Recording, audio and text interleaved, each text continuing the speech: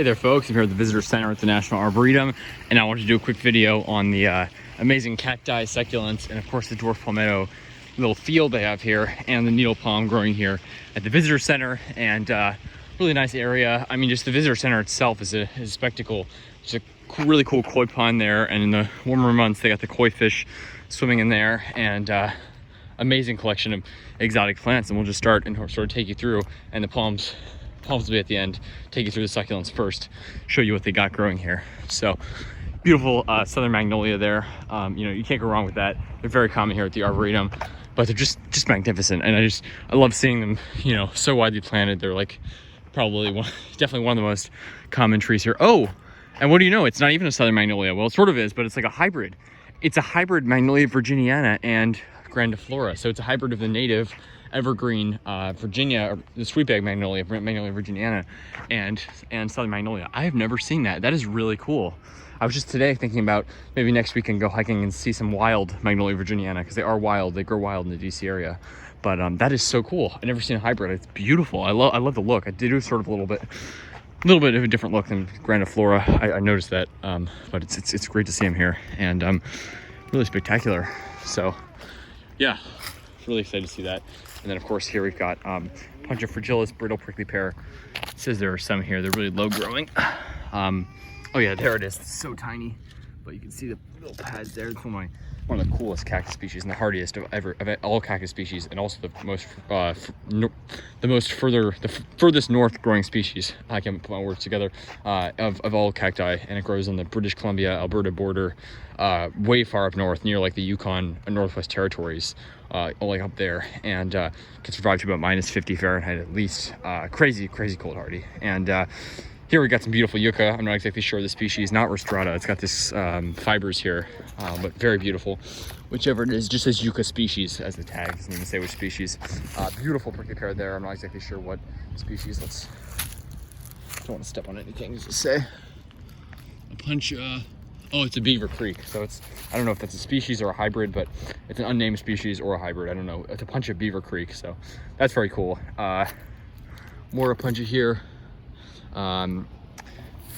Very beautiful cactus, and really spectacular. Here we've got this insane, I don't even know what this is.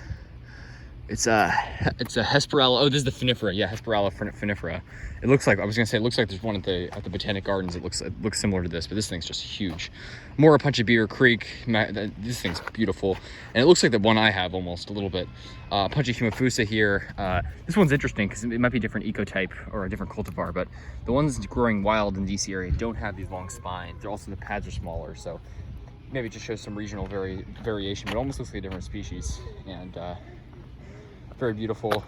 And yeah, Punch of Elysiana, spineless prickly pear. I collected some, several of my prickly pear pads are actually from this patch here. Wow, this is some seriously low growing Apuntia. Nice and purple in winter. That happens sometimes. And then you've got this one pad just sticking up here, super hairy pad, but that's really interesting. I don't know what species that is. Here's the Engelmannii, variety linguiformis, cow's tongue. I had a pad of that, which it rotted away. But yeah, Punch of Macrorrhiza, western prickly pear. I have a tiny pad of that I got from right here, and lots of cacti here, as you can see. It's a very nice succulent garden, lots of gorgeous cacti, and you gotta love that. I mean, spectacular cacti. This one is, I don't know what species this is, and this is Punch of fragilis here. You can see more. That's where I got my Punch of fragilis from. Just very low growing, but you can see some of the pads there. They look like potatoes a little bit. They're called like people call them potato. What's the name? I don't even forgetting, but yeah, something related to potatoes. So they do look like it a bit. Nice yucca here, and then here's a dwarf palmetto here. Beautiful sable minor. More over here, and very beautiful. They planted about 7 or 8 of them out here in this garden here. Very nice to see them growing here and doing well. Of course, very beautiful.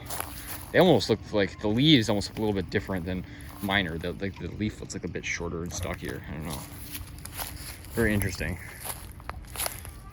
It almost looks like Sable Louisiana or Sable Tamaulipas a little bit, with a little bit different than some of the other Sable minor I've seen, but very beautiful, nice little field of them here. And lastly but not least, well, there's more dwarf palmetto up here and our spectacular needle palm, which is just awesome.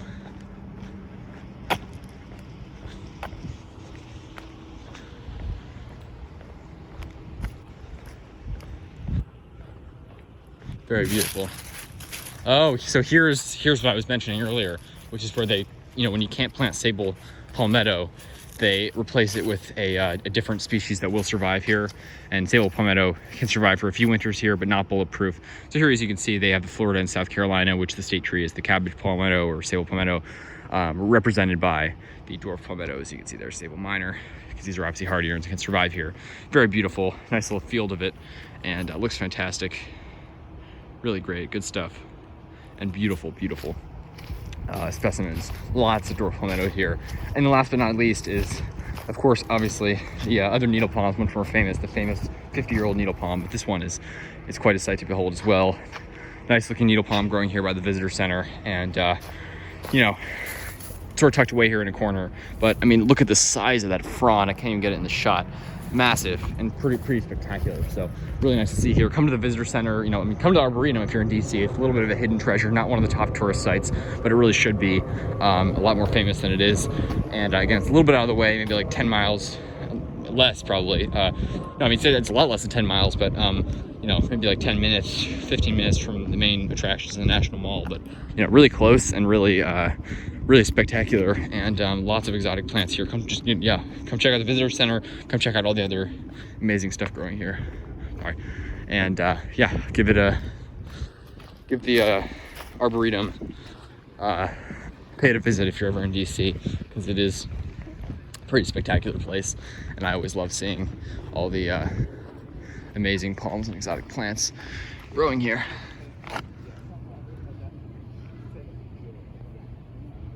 Very beautiful. Take care, folks. Thanks for watching. Like and subscribe if you enjoyed.